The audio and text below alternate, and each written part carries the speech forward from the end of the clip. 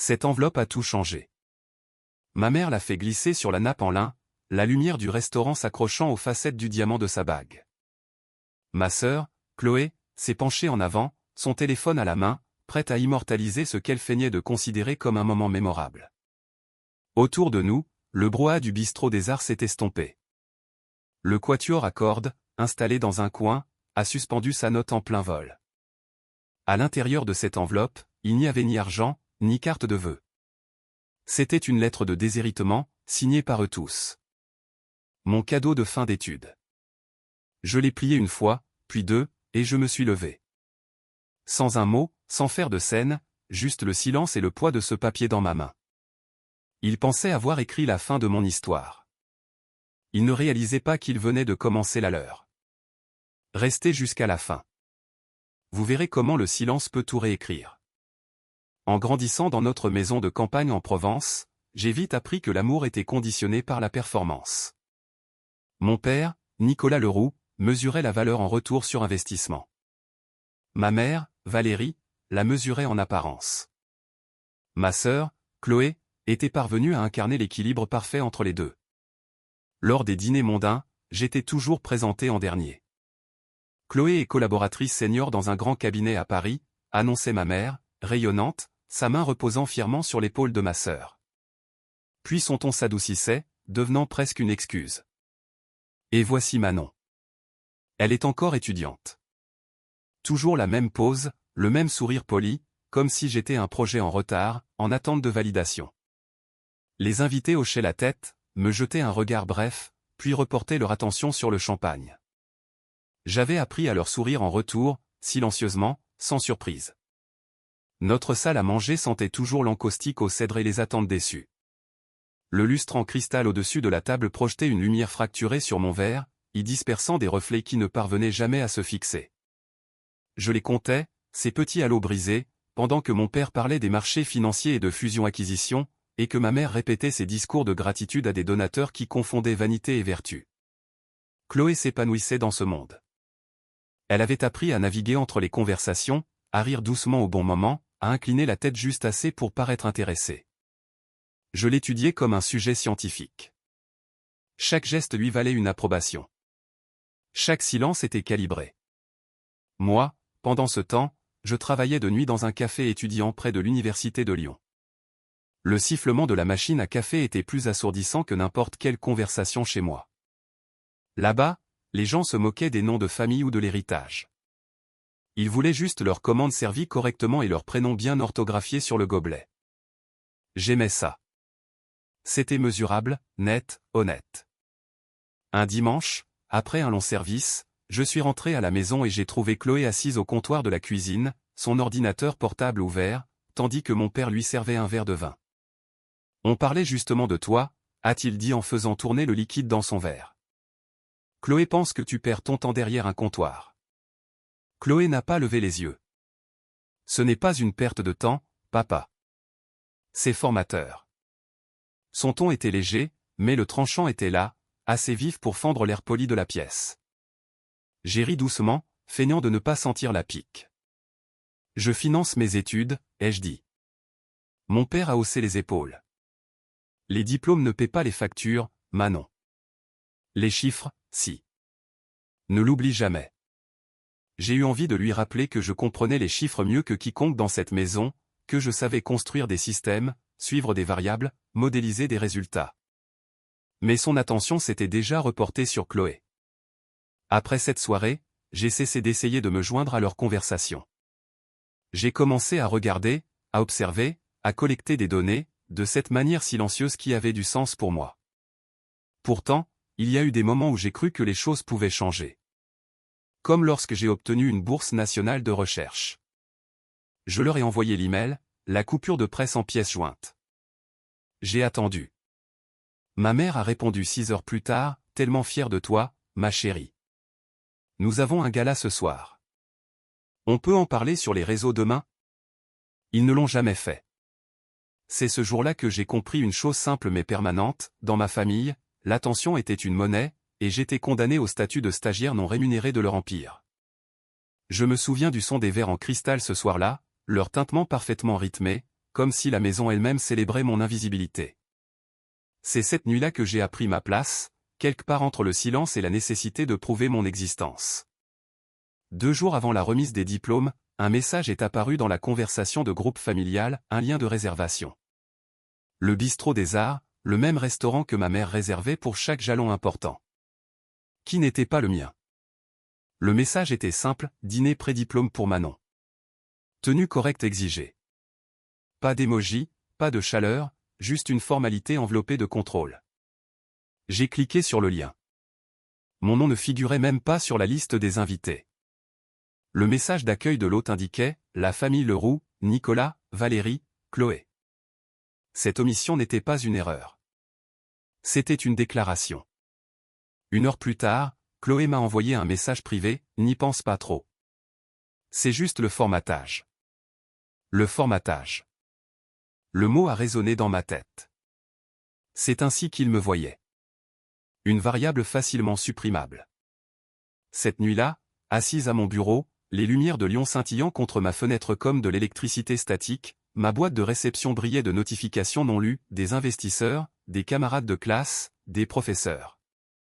Des réussites, des étapes franchies, des reconnaissances. Rien de tout cela n'avait de poids quand les personnes qui vous avaient appris votre propre valeur continuaient de vous mesurer en silence. J'ai fait défiler nos vieilles photos de famille, vacances, fêtes, collecte de fonds. La posture impeccable de ma mère, les sourires répétés de mon père, le charme étudié de Chloé, et moi, toujours au bord du cadre, à moitié dans l'ombre, à moitié visible. Ce n'était pas nouveau. C'était simplement la première fois que je le voyais sans espoir. Le lendemain matin, j'ai reçu un email de l'université confirmant que je prononcerais un discours lors de la cérémonie de remise des diplômes. Mon mentor, le professeur Martin, m'avait nominé pour le prix du jeune leader en technologie. Il avait écrit « C'est ton moment, Manon. Approprie-le-toi, discrètement. » Discrètement. Ce mot m'a semblé être une bouée de sauvetage, quelque chose de solide dans un monde de verre. J'ai fermé mon ordinateur portable et j'ai pris une longue inspiration. La lumière du soleil filtrait à travers les stores en ligne géométrique nette. J'ai commencé à remarquer à quel point tout était devenu précis autour de moi. La tasse de café alignée avec le cahier, les papiers empilés par couleur, l'horloge au rythme régulier. Ce fut le premier instant où j'ai réalisé que ma vie n'était pas chaotique. Elle était organisée, simplement plus par eux. J'ai souri. Le genre de sourire que l'on arbore lorsque les preuves ont déjà été rassemblées. La veille du dîner, la ville de Lyon bourdonnait sous le poids d'une pluie d'été. Les fenêtres de mon appartement étaient embuées sur les bords, la vitre tremblant à chaque passage de tramway. À l'intérieur, tout était en ordre. Papiers alignés, écran diffusant une douce lueur bleue. J'ai préparé une nouvelle cafetière, l'odeur du café tranchant avec l'orage extérieur, nette et rassurante. Mes doigts tapaient sur le clavier au rythme de la pluie. Chaque ligne de données, chaque document classé était un autre acte de rébellion silencieuse. J'avais arrêté d'essayer de m'expliquer des mois auparavant. Les explications sont pour ceux qui veulent être compris. Les archives sont pour ceux qui ont l'intention qu'on se souvienne d'eux. Alors, je tenais des archives. Chaque formulaire de bourse, chaque lettre de récompense, chaque ligne de code de mon projet, Rootflow. Ce qui avait commencé comme un petit projet de recherche avait évolué en quelque chose de concret, une plateforme de données aidant les petites entreprises de logistique à optimiser leurs itinéraires de livraison. Léo s'occupait des analyses, Camille de l'interface utilisateur, et moi, la serveuse titulaire d'un master, j'avais écrit l'algorithme de base.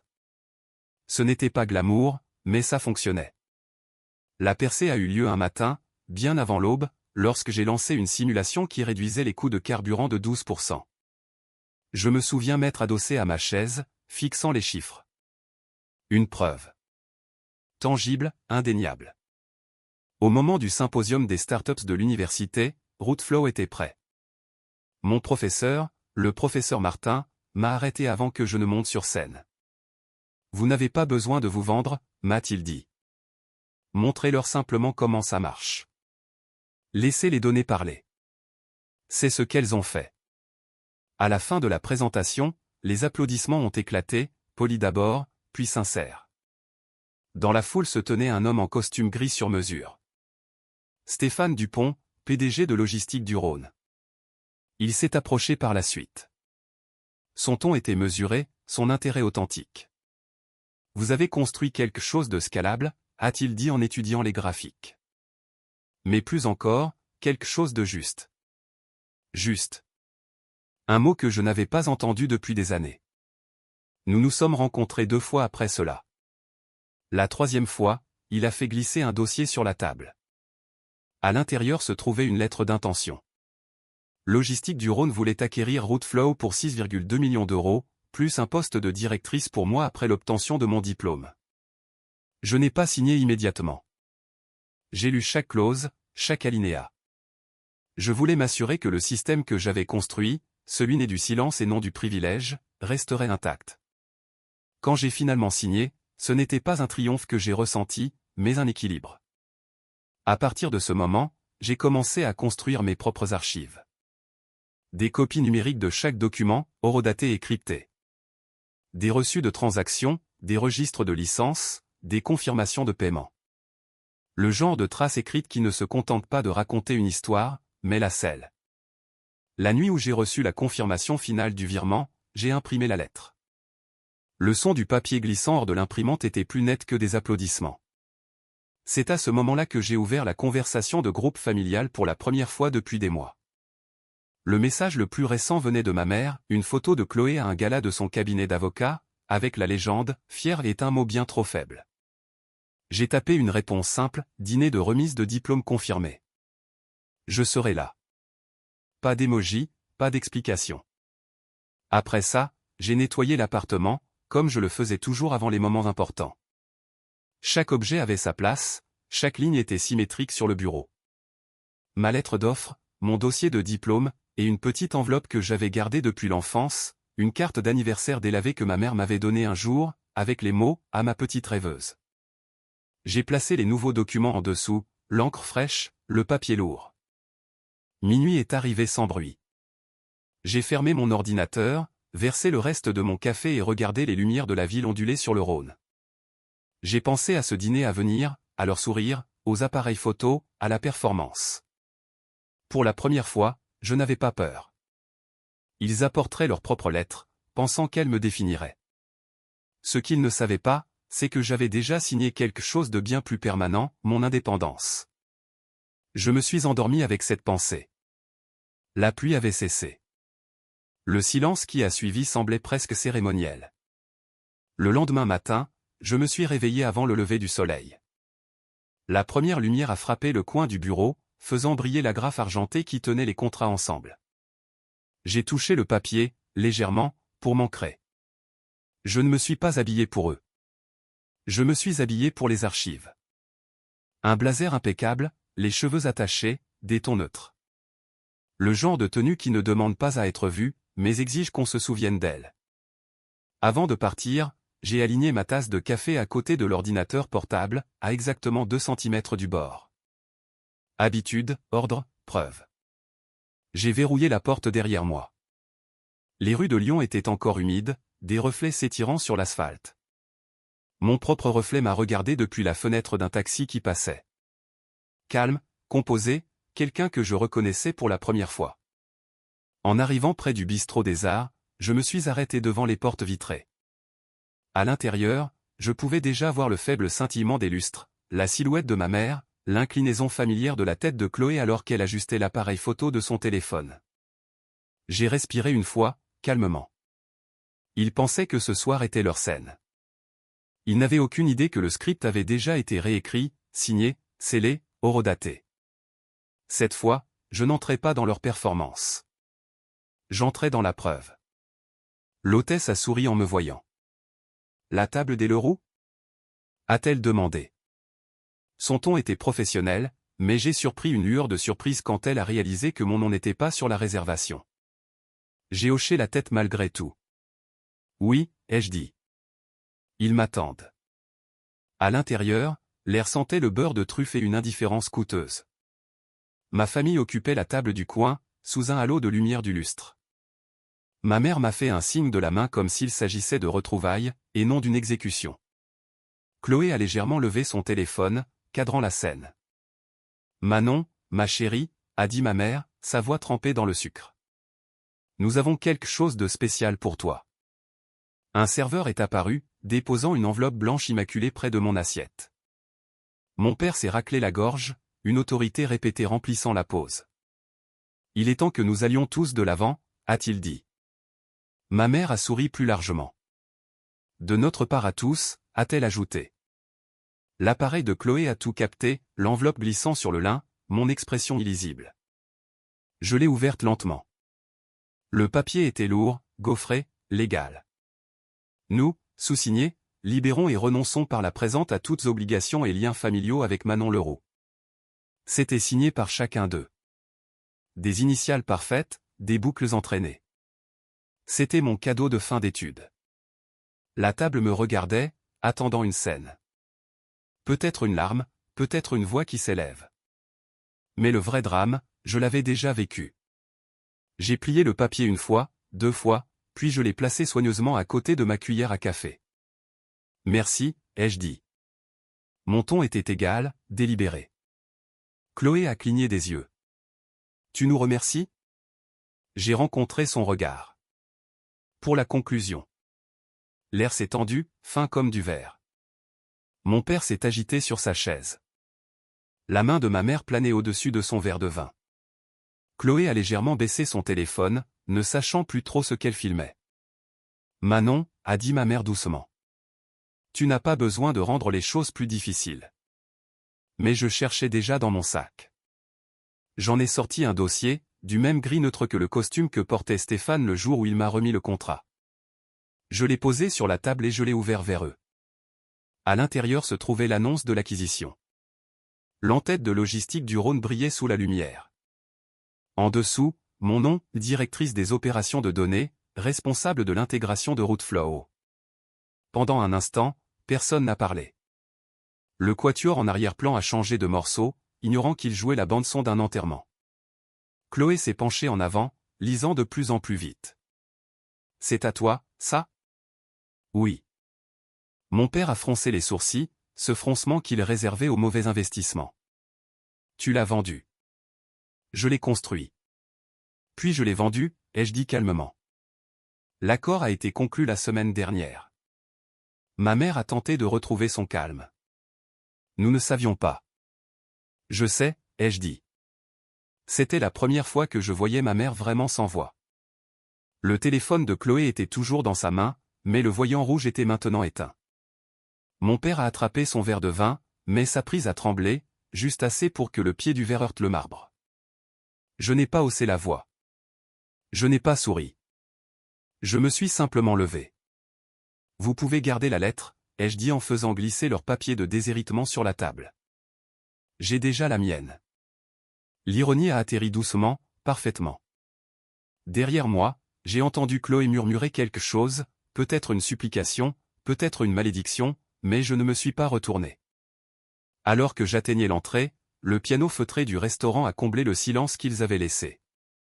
J'ai fait une pause, une main sur le cadre de la porte, les lumières de la ville se reflétant dans la vitre devant moi. Dans ce reflet, je les ai vus, toujours assis là, entourés par le monde qu'ils avaient bâti, brillant, poli, vide.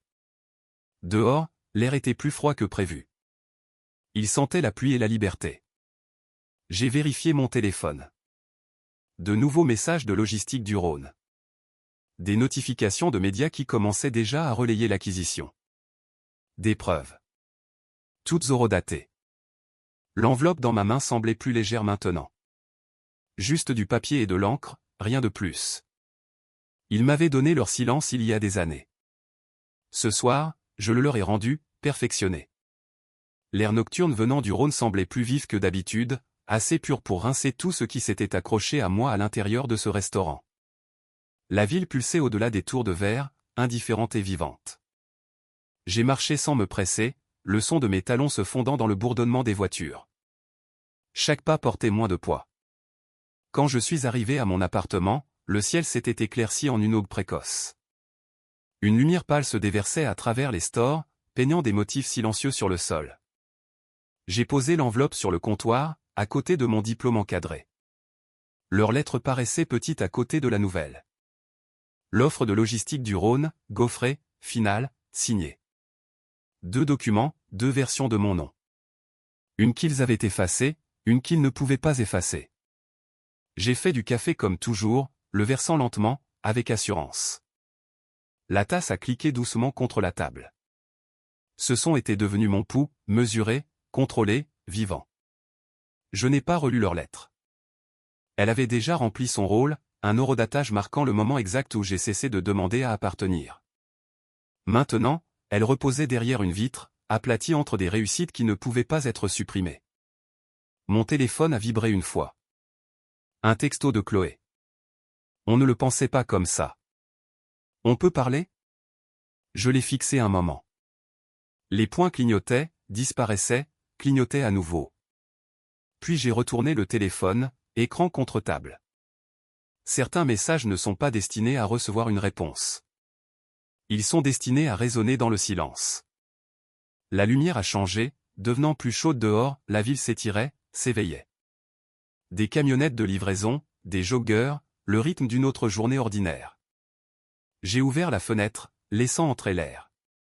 Quelque part en bas, un tramway a crissé, métal contre métal, un son brut et honnête. Dans le reflet de la vitre, j'ai vu une femme qui n'avait plus besoin d'expliquer pourquoi elle était là, seule. J'ai pris leur lettre une dernière fois, je l'ai pliée soigneusement et je l'ai glissée derrière le cadre de mon diplôme. Pas cachée, juste mise en ordre. La preuve de ce qui fut, la preuve de ce qui a changé. L'air dans la pièce s'est stabilisé. Mes épaules aussi. Le silence, enfin, ne semblait pas vide. Il semblait mérité. La vengeance ne ressemblait pas à une victoire.